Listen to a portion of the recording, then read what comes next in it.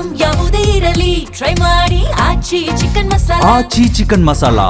ಬೆಳಗಾವಿಯಲ್ಲಿ ಒಂದು ಕಡೆ ಪೆಟ್ರೋಲ್ ಡೀಸೆಲ್ ಸಿಗ್ತಾ ಇಲ್ಲ, ಮತ್ತೊಂದು ಕಡೆ ಗ್ಯಾಸ್ ಕೊರತೆ ಅಂತೂ ನೀಗಿಸೋಕೆ ಆಗ್ತಾ ಇಲ್ಲ. ಸದ್ಯ ಈಗ ಬೆಳಗಾವಿಯ ಅಜಂನಗರ ವೃತ್ತದಲ್ಲಿದ್ದಂತಹ ಪ್ರಸಿದ್ಧವಾದಂತಹ ಹೋಟೆಲ್ ಪ್ರಭು ಏನಿದೆ ಅದು ಕೂಡ ಕಳೆದ 2-3 ದಿನಗಳಿಂದ ಆಗಿರುವಂಥದ್ದು. ಇದು ಹಲವಾರು ವರ್ಷಗಳಿಂದ ಪ್ರಸಿದ್ಧಿಯನ್ನು ಪಡೆದುಕೊಂಡಂತಹ ಹೋಟೆಲ್ ಏನಿದೆ ಇದೀಗ ಮುಚ್ಚುವಂಥ ಪರಿಸ್ಥಿತಿ ನಿರ್ಮಾಣ ಆಗಿರುವಂಥದ್ದು.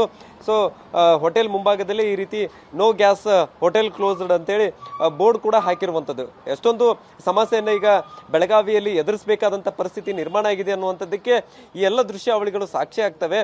ಸೊ ಒಂದು ಕಡೆ ಬೆಳಗಾವಿಯಲ್ಲಿ ಪೆಟ್ರೋಲ್ ಡೀಸೆಲ್ ಕೂಡ ನೋ ಸ್ಟಾಕ್ ಅನ್ನುವಂಥ ಬೋರ್ಡ್ಗಳನ್ನು ಕಂಡು ಬರ್ತಾ ಇರುವಂಥದ್ದು. ಮತ್ತೊಂದು ಕಡೆ ಈ ರೀತಿ ಗ್ಯಾಸ್ಗಳು ಕೂಡ ಸಿಗದ ಕಾರಣಕ್ಕಾಗಿ ಸದ್ಯ ಈಗ ಕಂಪ್ಲೀಟ್ ಆಗಿ ಹೋಟೆಲ್ಗಳೇ ಮುಚ್ಚುವಂಥದ್ದು. ಕಳೆದ 2-3 ದಿನಗಳಿಂದ ಹೋಟೆಲ್ಗಳು ಬಂದ್ ಆಗಿರುವಂಥದ್ದು. ಇದೇ ರೀತಿ ಪರಿಸ್ಥಿತಿ ಮುಂದುವರೆದಿದೆ. ಆದರೆ ಒಂದು ಕಡೆ ಹೋಟೆಲ್ ಮಾಲೀಕರು ಬೀದಿಗೆ ಬರಬೇಕಾಗತ್ತೆ, ಮತ್ತೊಂದು ಕಡೆ ಅವರನ್ನ ನೆಚ್ಚಿಕೊಂಡಂತಹ ಕಾರ್ಮಿಕರು ಕೂಡ ಒಂದು ಹಂತದಲ್ಲಿ ಬೀದಿಗೆ ಬರುವಂಥ ಪರಿಸ್ಥಿತಿ ನಿರ್ಮಾಣ ಆಗಿರುವಂಥದ್ದು.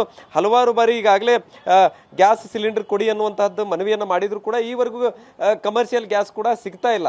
ಒಂದು ಕಡೆ ಸರ್ಕಾರ ಹೇಳುತ್ತೆ ಸೊ ಯಾವುದೇ ರೀತಿಯಾದ ತೊಂದರೆ ಇಲ್ಲ, ಅದನ್ನ ನೀಗಿಸುವಂತ ಕೆಲಸ ಮಾಡ್ತಾ ಇದ್ದೇವೆ ಅಂತ. ಮತ್ತೊಂದು ಕಡೆ ಇಲ್ಲಿ ಮಾಲೀಕರು ತಪ್ಪಿಸುವಂತ ಪರಿಸ್ಥಿತಿ ನಿರ್ಮಾಣ ಇರುವಂತದ್ದು. ನಮ್ಮ ಜೊತೆಗೆ ಹೋಟೆಲ್ ಮಾಲೀಕರಿದ್ದಾರೆ, ಅವ್ರು ಮಾತಾಡ್ತೇನೆ. ಸರ್, ಹೆಂಗಿದೆ ಪರಿಸ್ಥಿತಿ ಈಗ? ಯಾಕೆ ಗ್ಯಾಸ್ ಸಿಲಿಂಡರ್ ಕೊಡ್ತಾ ಇಲ್ವಾ? ಹೆಂಗೆ ಗ್ಯಾಸ್ ಸಿಲಿಂಡ್ರು ಒಂದು ವಾರದಿಂದ ಒಂದೊಂದು ಸಿಲಿಂಡರ್ ಕೊಡ್ತಾ ಇದ್ರು. ಈಗ ಒಂದು 3 ದಿವಸ ಆಯ್ತು ಗ್ಯಾಸ್ ಕೊಟ್ಟಿಲ್ಲ. ಅದು ನನ್ನ ಕಡೆ ಸ್ವಲ್ಪ ಗ್ಯಾಸ್ ಇತ್ತು, ಅದನ್ನೇ ಎಲ್ಲ ಮುಗಿಸಿ 2 ದಿವಸ ಆಯ್ತು. ಈಗ ಹೋಟ್ಲ್ ಬಂದಿದೆ, 2 ದಿನದಿಂದ ಬಂದಿದೆ. ಏನು ಹೇಳ್ತಾ ಇದ್ದಾರೆ ಸರ್? ಗ್ಯಾಸ್ ಸಿಗತ್ತಂತಾರ? ಇವತ್ತು ಲೋಡ್ ಬಂದರೆ ಕೊಡ್ತೀನಿ ಅಂತ ಹೇಳಿದ್ದಾರೆ. ಲೋಡ್ ಬಂತಂದ್ರೆ ಇವತ್ತು ಗ್ಯಾಸ್ ಕೊಡ್ತೀವಿ ನಿಮ್ಗೆ ಅಂತ ಹೇಳಿದ್ದಾರೆ. ನೋಡಬೇಕು, ವೆಯ್ಟ್ ಮಾಡಬೇಕು. ಗ್ಯಾಸ್ ಕೊಟ್ಟಿದ್ರೆ ನಾಳೆ ಹೋಟೆಲ್ ಓಪನ್ ಆಗ್ಬೋದು. ಈಗ ನಿಮ್ಮ ಹೋಟೆಲ್ ಬಹುತೇಕ ನಾವು ಕೂಡ ಬಂದಿದ್ದೀವಿ, ಬಹಳಷ್ಟು ರೆಸ್ಟ್ ಇರ್ತಿತ್ತು. ಈ ಟೈಮ್ನಲ್ಲಿ ನಿಮ್ಗೆ ಮಾತಾಡೋಕ್ಕೂ ಟೈಮ್ ಸಿಗ್ತಾ ಇರಲ್ಲ, ಅಷ್ಟು ಕಸ್ಟಮರ್ ಇರ್ತಿದ್ರು. ಸೊ ಇವತ್ತು ಬಂದಾಗಿದೆ ಅನ್ನುವಂಥದ್ದು.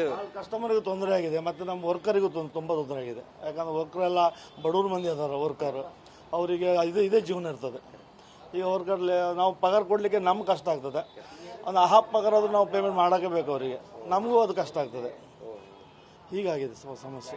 ಈಗ ನಿಮ್ದು ಹೋಟೆಲ್ಗೆ ಅಷ್ಟೇ ಬಹಳಷ್ಟು ಹೋಟೆಲ್ಗಳು ಬೆಳಗಾವಿಯಲ್ಲಿ ಈ ರೀತಿ ಪರಿಸ್ಥಿತಿ ಇದಾವೆ ಸರ್, ಬಂದಾಗಿದ್ದಾವೆ? ಹೌದು, ತುಂಬ ಹೋಟೆಲ್ ಬಂದಾಗಿದೆ ಕೇಳಿದೆ ನಾನು. ಆದರೆ ಏನು ಮಾಡೋದು, ಪರಿಸ್ಥಿತಿನೂ ಕೂಡ ಹಾಗೇ ಇದೆ.